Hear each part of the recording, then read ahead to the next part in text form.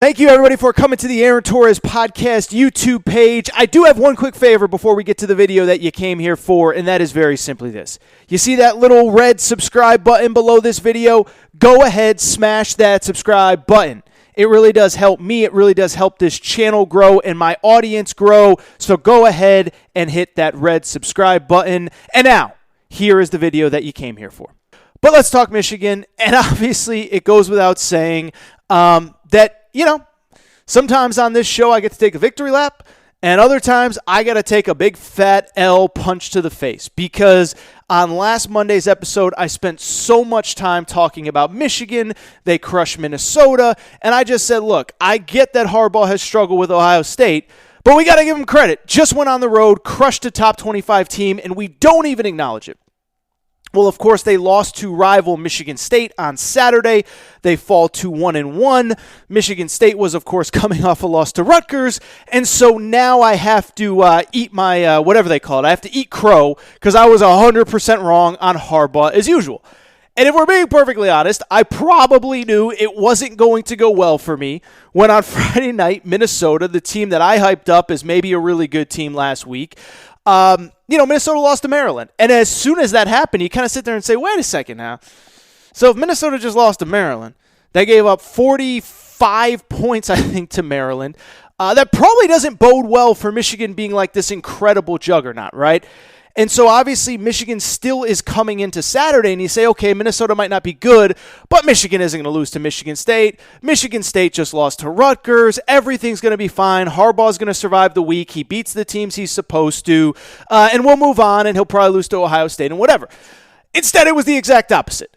Michigan comes in as a 24-plus point favorite, and of course, they lose the game. Final score, 27-24.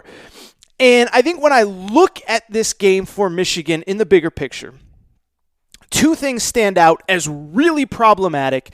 And then I think in the bigger picture, Michigan fans kind of have to look themselves in the mirror, and I think they have to kind of think about what they want out of this Harbaugh era.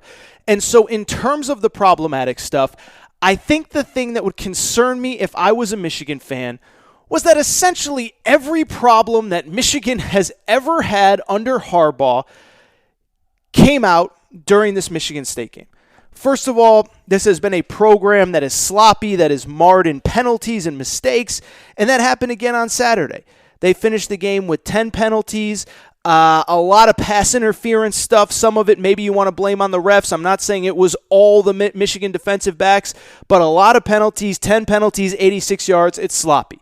The defensive backs are sloppy, right? This is always the issue when they play really good teams, when they play Ohio State, when they played Alabama in the bowl game. They can't get off the field because they can't stop the deep ball. And Michigan State, which had 7 turnovers against Rutgers 2 weeks ago, throws for 323 yards passing. And then finally, to me, the thing that always stands out about Michigan that no one can figure out, Harbaugh just can't figure out this offense, right? And it's incredible because this is the guy that, one, discovered Andrew Luck when no one knew who Andrew Luck was as a high school player in Houston, brings him to Stanford, ends up as the number 1 pick in the draft. This is the guy that took a backup quarterback to USC as a 40-point underdog as the head coach at Stanford and upset USC when Pete Carroll was there. And he's the guy that took Colin Kaepernick, who nobody knew anything about, and turned him into a quarterback that nearly won a Super Bowl. And so the idea that Michigan still cannot figure out their offense in year 6 is just mind-boggling. It makes no sense. I don't get it. Michigan fans, I don't believe, get it. And certainly Harbaugh and his staff don't get it. And so when I watched that game on Saturday, it was just so incredible because if you look at the final stats, you wouldn't think that the offense was necessarily the problem. But Joe Milton, 32 of 51, he does throw for 300 yards, but they struggled to run the ball outside of Joe Milton himself, the quarterback, and they frankly struggled to pass the ball. He completed about right around 60% of his passes. And so to me, that's issue number 1 for Michigan. The same problems every single season popped up. Here's the bigger issue, though. The bigger issue is you lost to a bad Michigan State team, okay? And the thing about Harbaugh, the thing that people like myself who have generally defended Jim Harbaugh could always say is very simply, Well, he doesn't beat Ohio State, but he beats the teams that he's supposed to. He doesn't always win the big bowl game, but he beats the teams that he's supposed to. And you could always say that, right? You look back to previous years. Yeah, you lost to Notre Dame a few years ago in the season opener, but you come back, you beat everybody supposed to, you lose to Ohio State.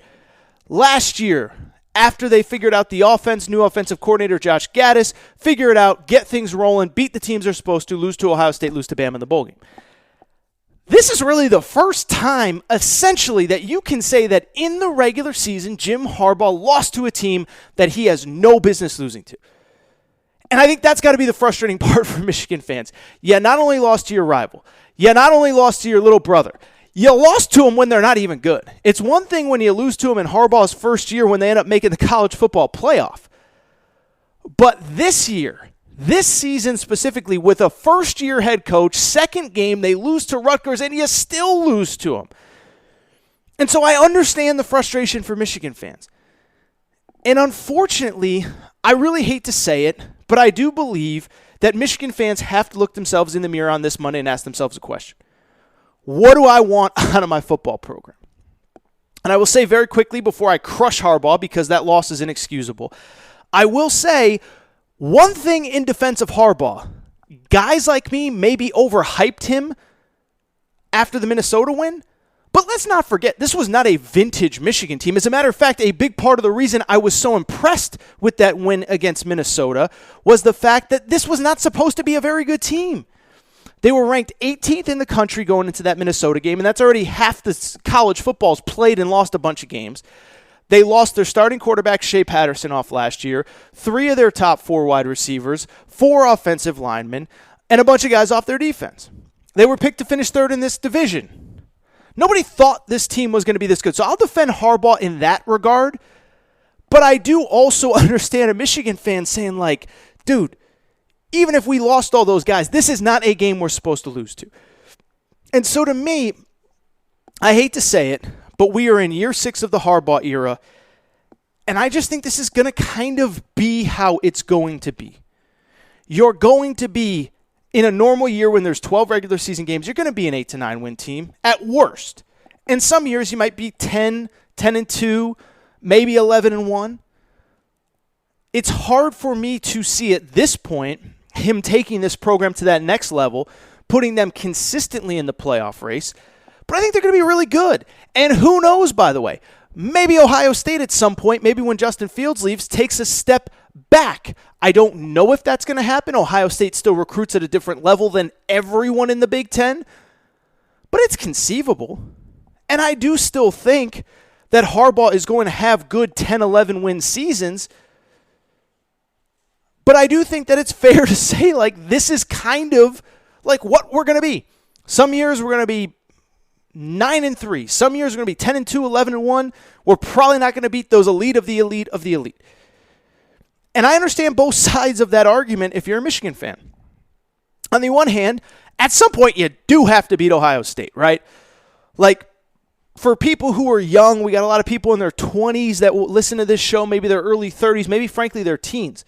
When I was coming up as a college football fan, Ohio State had a coach named John Cooper. Could not beat Michigan.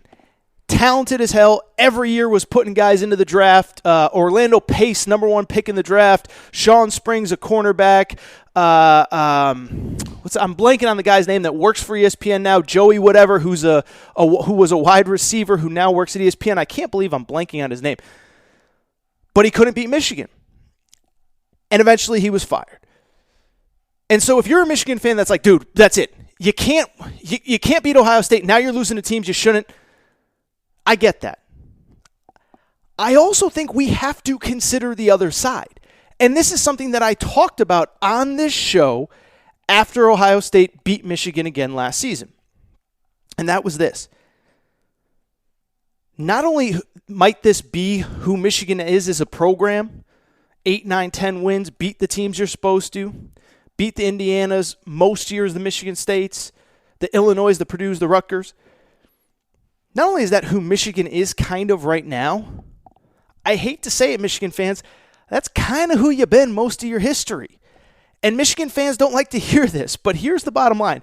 I used this stat last year, and people got mad at me for using it. Michigan, and your mind is going to be blown when you hear this.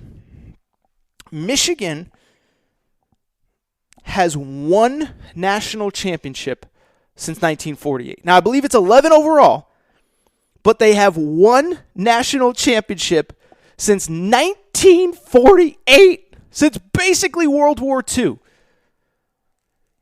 My father-in-law was born in 1950, okay? 70 years old. He's seen one Michigan championship in his life. I've seen one Michigan championship in my life. And this is kind of who Michigan is. I understand the want to put them on in terms of brand name. They're up there with anybody. They're up there with Ohio State, Bama, LSU, Florida, whatever. But Miami's won 5 national championships in my life. I guess Miami, the first one they won before I was born, right before I was born, whatever. Miami's won 5 national championships in the last 40 years. Michigan's won 1. Florida's won multiple national championships. Florida State's won multiple national championships. LSU has won multiple national championships. On and on and on and on and on. And we want to put Michigan on a different tier than those programs, and I get it. But I'm just telling you, the history tells us that this is not who this program is, not in any of our lives.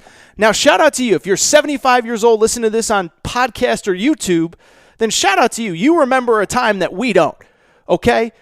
But most of us in our lives, this is kind of who Michigan has been.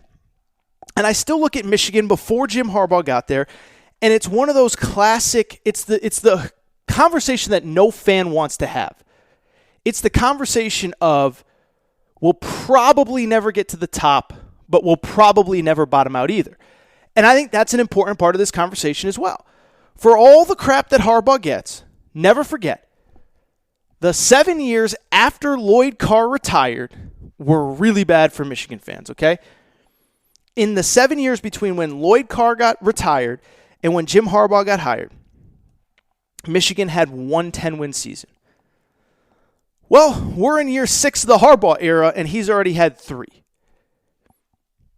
In the 7 years after after Lloyd Carr retired, Michigan had 3 losing seasons and 2 seasons where they went 7-6.